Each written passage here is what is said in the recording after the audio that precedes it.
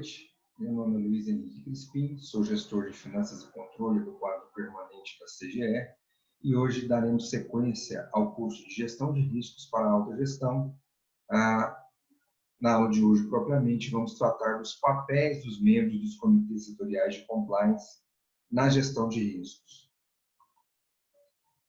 Bom, os documentos que se referem ou fazem referência aos comitês setoriais de compliance são, primeiro, o Decreto 9.406, que é o decreto que instituiu o Programa de Compliance Público, que vocês já viram nas aulas anteriores, e duas portarias que são instituídas no âmbito de cada pasta, que são a portaria do Comitê Setorial de Compliance e a portaria da Política de Gestão de Riscos. Essas duas portarias são feitas baseadas em modelos oferecidos pela consultoria da CGE, mas são adaptáveis conforme a realidade de cada órgão e entidade. Bom, o artigo 7º do decreto que instituiu o Programa de Compliance Público traz a definição do que vem a ser o Comitê Setorial de Compliance. Seria, então, um colegiado de caráter consultivo permanente para as questões relativas ao PCP e devem ser compostos de forma obrigatória pelos dirigentes e demais membros da alta gestão da pasta, com a competência de coordenar e executar o programa sob a orientação consultiva da CGE. O artigo 7º, no parágrafo 1º, traz também que os comitês setoriais deverão interagir com as estruturas internas para otimizar o alcance dos resultados. Vejam bem, lá na primeira aula a gente falou da política estadual de governança, que traz as metodologias, diretrizes, princípios, e traz também a estrutura básica da governança no âmbito do Poder Executivo Estadual. O Comitê Setorial de Compliance seria uma espécie de governança setorial para assuntos atinentes à secretaria, com o dever de coordenar as atividades do PCP, né, que, como dissemos também na primeira aula, é um balizador da estrutura de governança ou da política de governança, e oferecer os resultados às pessoas interessadas, às partes interessadas, como os contribuintes, cidadãos e o próprio governador, por meio das estruturas que a gente já mencionou lá atrás.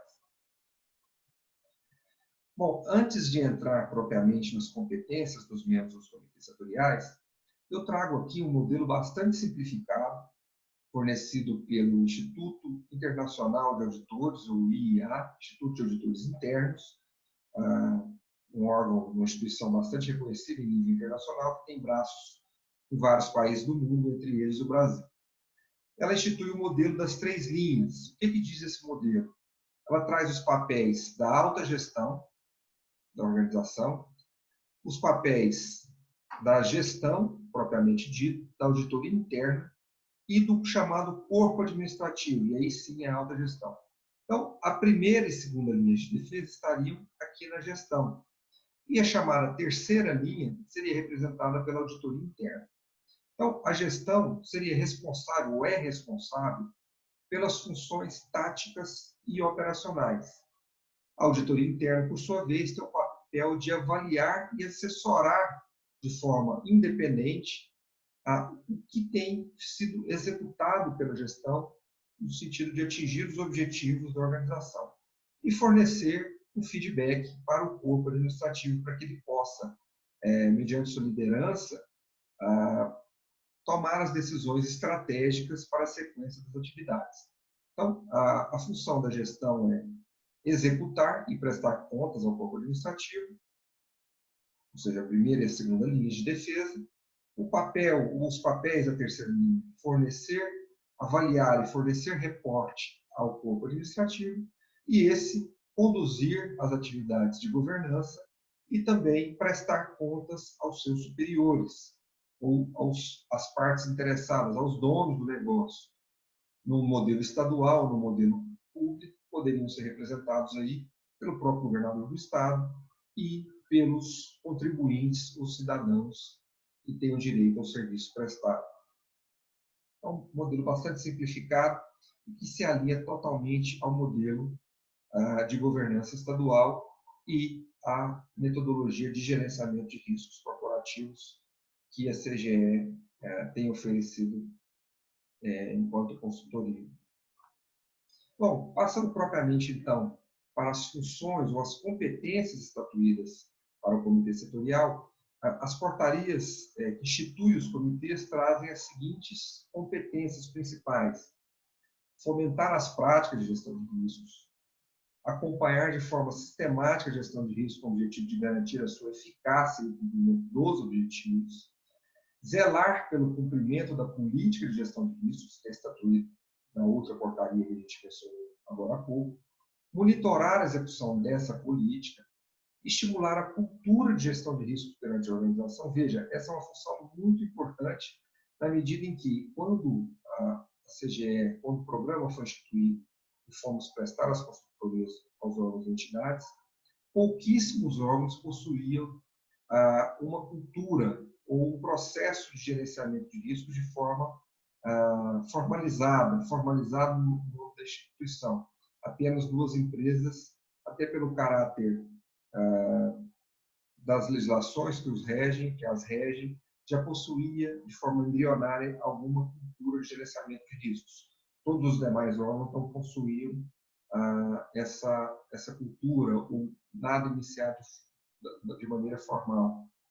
Também tem como competências, então, decidir sobre matérias que sejam submetidas, assim como sobre aquelas consideradas relevantes, verificar o cumprimento de suas decisões, revisar a política de gestão de riscos e aprovar o processo de gerenciamento de riscos, indicar proprietários, estabelecer planos de gestão de riscos, retroalimentar as informações para a ABR, Auditoria Baseadas em Risco, designar servidores da unidade responsáveis pelo cumprimento das etapas de elaboração dos documentos pertinentes à implantação da gestão de riscos. E, por último, acompanhar a implementação das ações dos demais eixos do PCP, eixos 1, 2 e 3, ética, transparência e responsabilização. Vejam, das 13 competências estatuídas na política, 12 se referem ao eixo 4, que é a gestão de riscos, que é o tema dessa aula, ou desse curso. Somente a última aos demais eixos.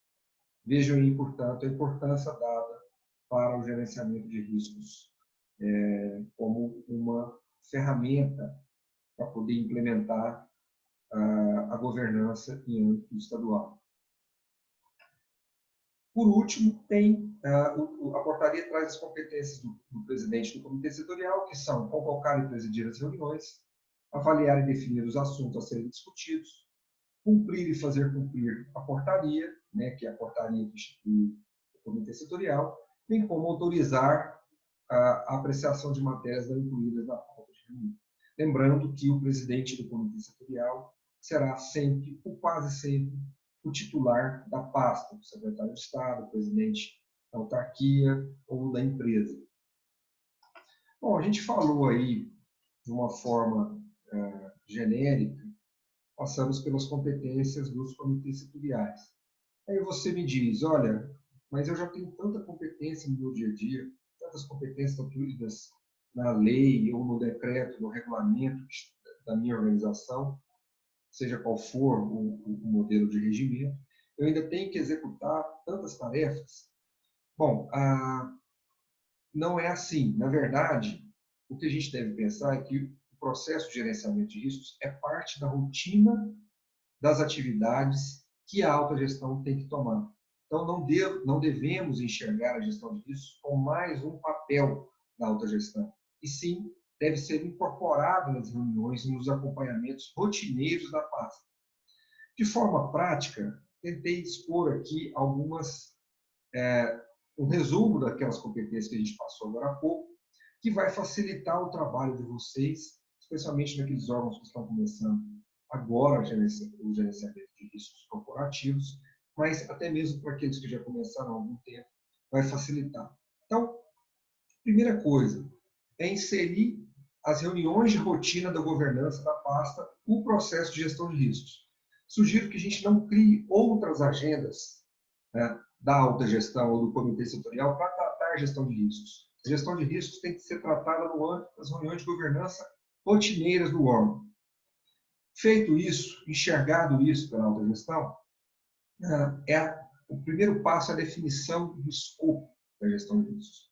A definição do escopo é, por bem, a estratégia da organização. Devem ser olhados quais são os objetivos finalísticos daquela organização e as atividades atinentes a esses objetivos devem fazer parte do escopo. Vejam, lá no início da consultoria, foi colocado que os processos de licitações, execução de contratos e folha de pagamento deveriam constar do escopo. Tudo bem, esse era o escopo inicial. Conforme vai evoluindo na maturidade, o órgão deve inserir no seu processo de gestão de riscos aquelas áreas finalísticas, aquelas áreas que fazem parte da estratégia finalística do órgão. Então, isso é fundamental para que a autogestão tenha interesse nas atividades e para que quem executa as tarefas enxergue que aquilo que ele faz tem a ver com a finalidade princípio do órgão. Então, a definição do escopo é algo muito importante, isso deve ser feito pelo comitê setorial.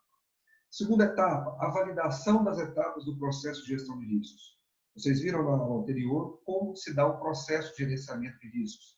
Ele é todo feito pela ponta, pela área tática e operacional.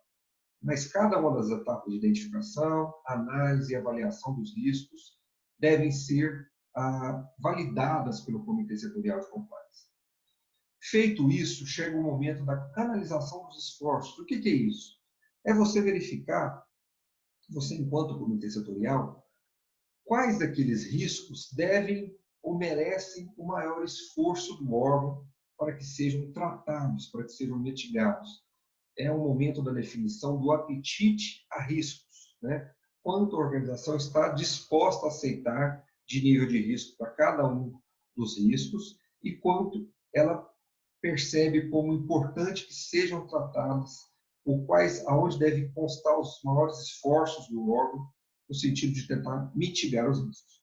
Feito isso, as áreas, como vocês viram na aula anterior, vão identificar quais são as ações de tratamento para esses riscos. Essas ações identificadas serão novamente submetidas à validação do comitê setorial. Feito isso, entra o processo efetivo de execução dos planos de ação para o tratamento dos riscos e, a partir daí, caberá ao Comitê Setorial de Compliance o monitoramento dessas atividades. O ideal é que seja feito em reuniões, no mínimo, mensais.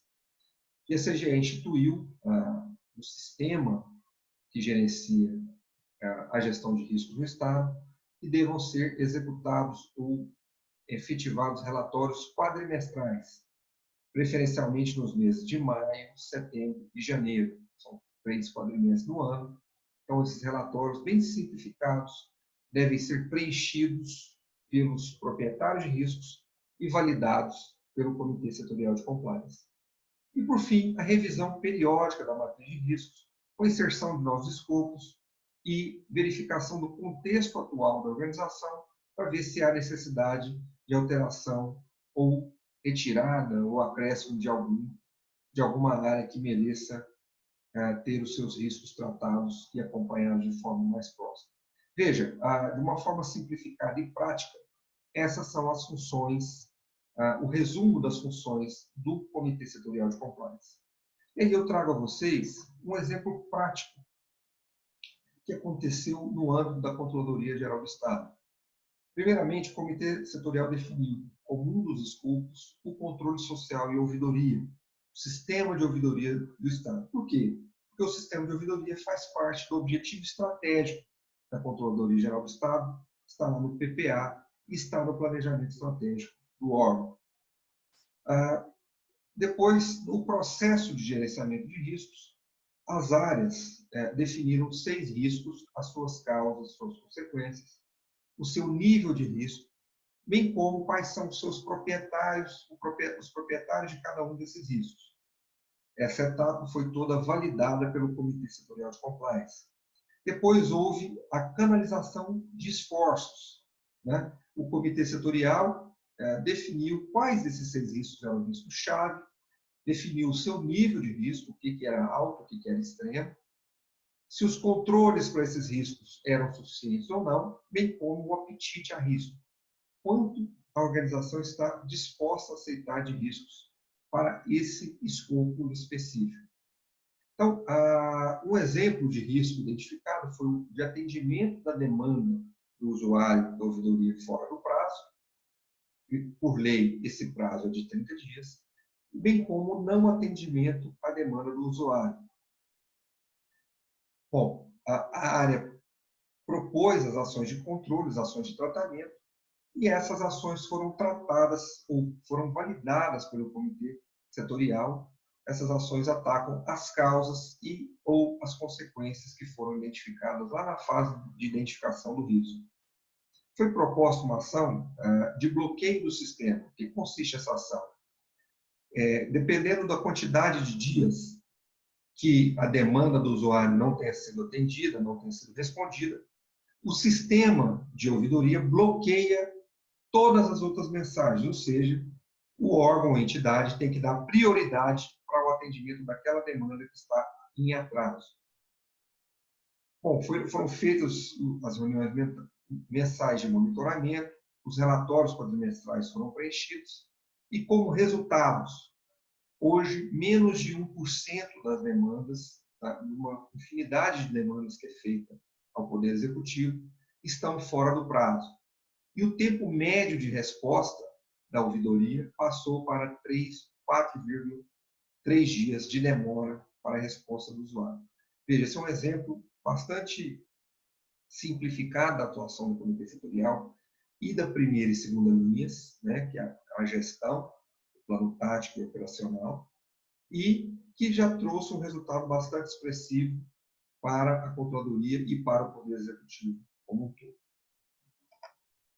Bom, por fim, eu trago aqui um quadro, mais uma vez, do Tribunal de Contas da União, que não sei se vocês se recordam, mas lá na primeira aula a gente trouxe os mecanismos de governança, que são liderança, estratégia e controle, né? A liderança muito focada em pessoas e competências, em princípios, em comportamentos. A estratégia muito relacionada ao relacionamento das partes interessadas, os próprios objetivos organizacionais, ao plano estratégico, e o controle relacionado à gestão de risco, nos controles internos, auditoria interna, transparência e accountability, que é a prestação de contas e responsabilização daqueles que efetivamente não executam de forma adequada. É isso, agradeço mais uma vez e até a próxima oportunidade.